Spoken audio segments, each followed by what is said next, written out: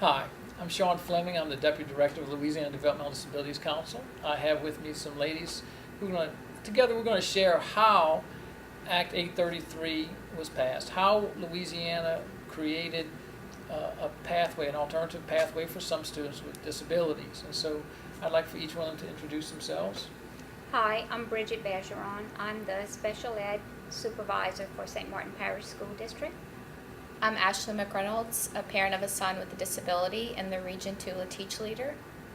And I'm Liz Gary, and I have a son with a developmental disability in St. Tammany Parish. And the whole discussion of the movement to change how Louisiana allows some kids with disabilities to be promoted to different grades and to graduate, it really began about a year and a half ago at the end of 2012, beginning of 2013, when the Department of Education started wondering whether to change the funding formula for schools based on the graduation rate. And Louisiana's graduation rate was 29% at the time, so 29% of students with disabilities would exit with a diploma.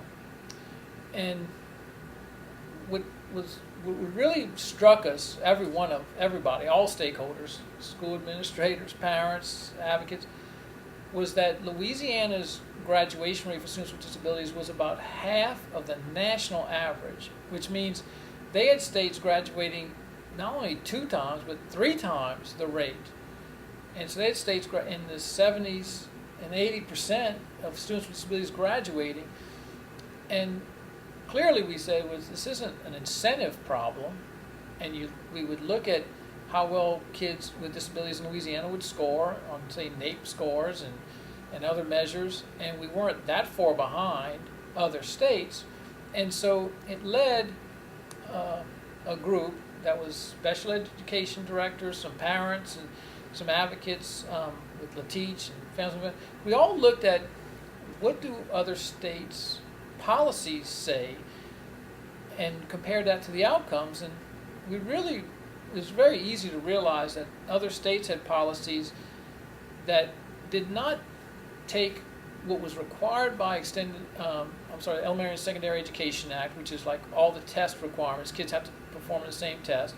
And with the IDEA, the Individuals with Disabilities Education Act, that regulates programs for kids with disabilities, yes, they have to take the same test, but do you have to use all the same measures for promotion decisions and for graduation decisions? And in many other states, a lot, it was evident that they did not interpret it the same way, that they respected and struck a balance between the individualized needs of the child in terms of decisions related to that student and getting standard measures so you can compare performance across schools, etc.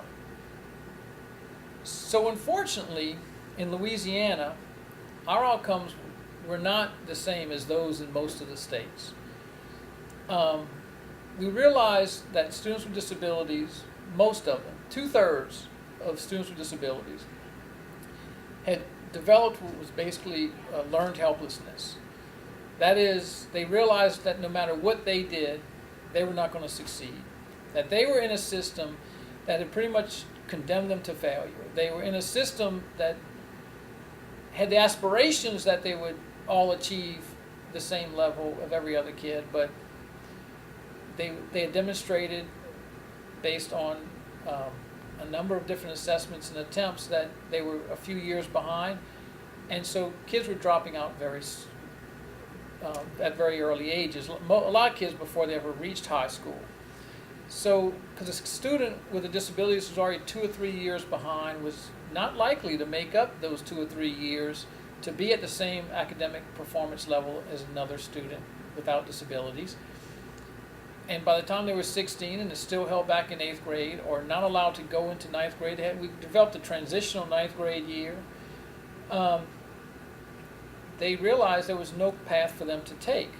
So they would drop out.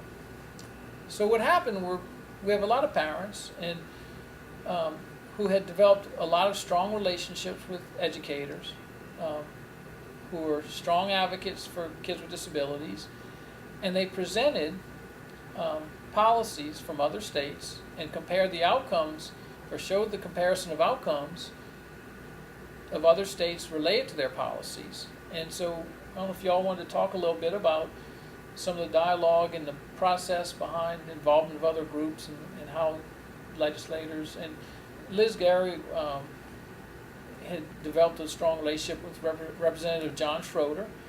And so, I'd like for her just to share maybe a little bit about how the process of getting him to see the whole picture, not even just this, but really the whole picture, and the process he took us through in terms of speaking, to other groups, et cetera, to make sure it was the best possible policy.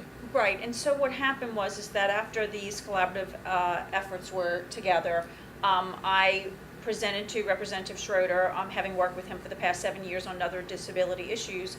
I presented to him and asked him if he would be interested in carrying a bill this year that would provide an alternative pathway to a diploma for kids with disabilities, and he said absolutely.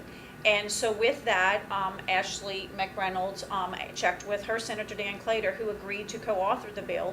So we knew at that point we had it in both sides as far as those who would carry it. And the bill was important to Representative Schroeder because he realized over the years how much, in my conversations with him, what was happening and the effects that were going on, and how, in general, our state was behind in education for kids, but even worse for disabilities.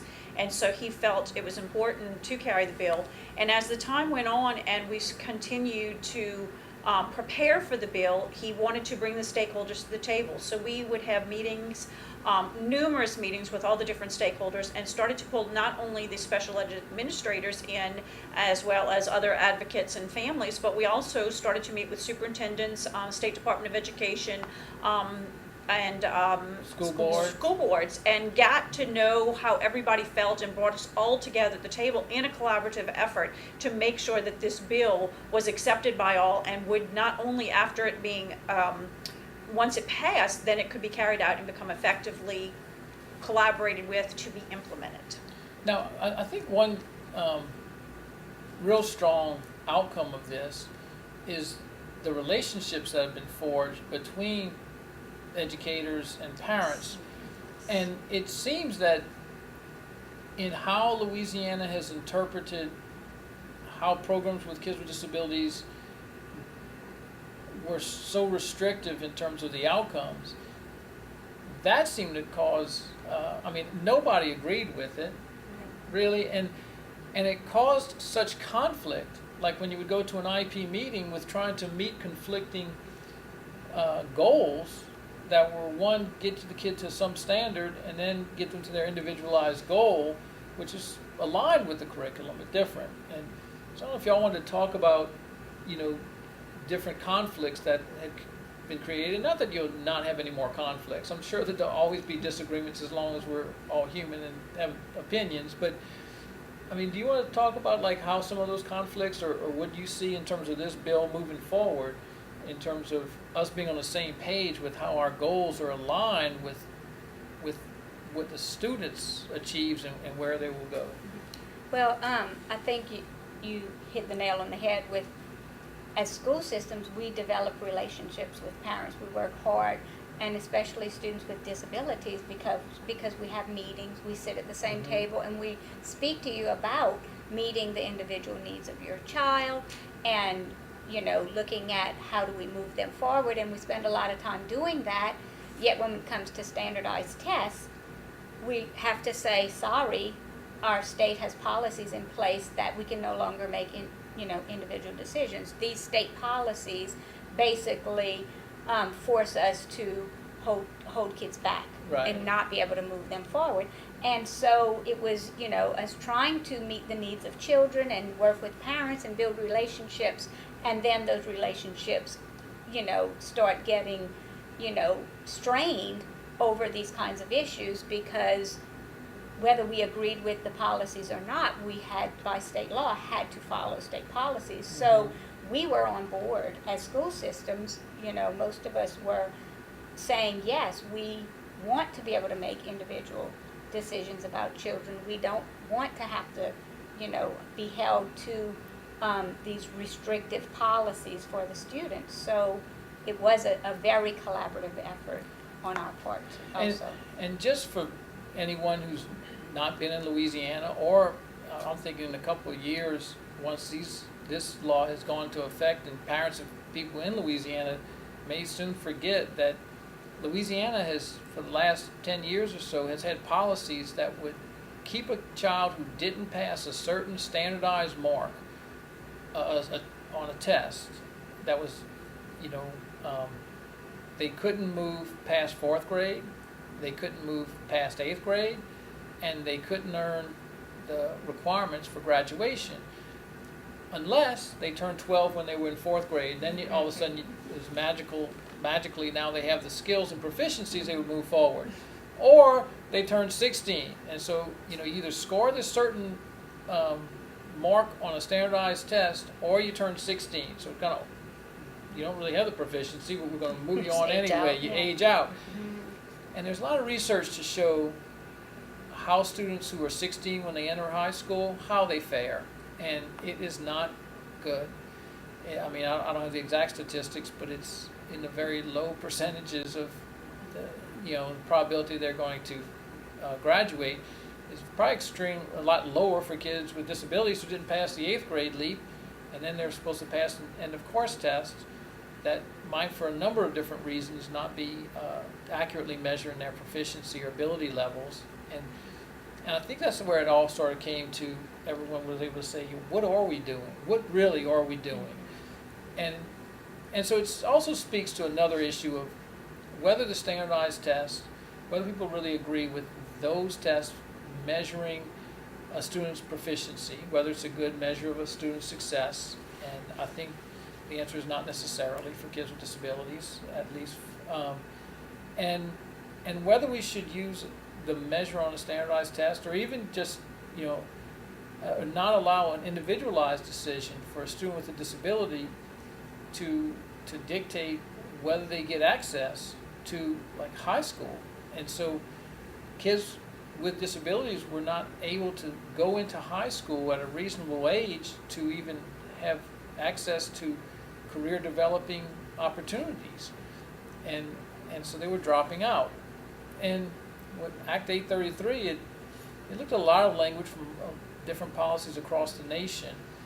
And I don't think there's ever any perfect bill, but I think Representative Schroeder in particular really challenged all the advocates and the stakeholders to really consider what should go and should not go into it. And in the end, everyone agreed. And it agreed to the point, there were no votes on it. And I think there were like, 80 co-authors. 80 co-authors to a bill. So the legislature clearly heard parents and educators' united voice and said, we need to change. We need to change so that we have a vision of success. And just because you have a disability, and just because you don't make a certain exact mark on some test, or you're not quite where some state level standard is of performance, it doesn't mean we can't educate you. We can educate you. We can bring you further than where you are, and we can give you skills that will make you marketable or more marketable than if you were to drop out. And I'm hoping this reduces some of the confusion and adds to clarity in terms of what kids will be taught and what considerations will be made for them to move forward, that they will know what the requirements are to move forward, and those requirements will be attainable by them, so that when they're in school, they have a reason to study, they have a reason to perform better, instead of realizing that they're not likely to pass. If 2/3 of our students with disabilities are not passing the 8th grade leap, and that's the requirement to move on, the chance of them graduating is not that high. It's actually almost nil, because they don't even get into high school in time to get out. And that's unfortunately what our data have been showing us. So I'm very grateful to have been part of this whole movement and initiative, and work with parents and educators to come together. And I look forward to us continuing to work together to implement it.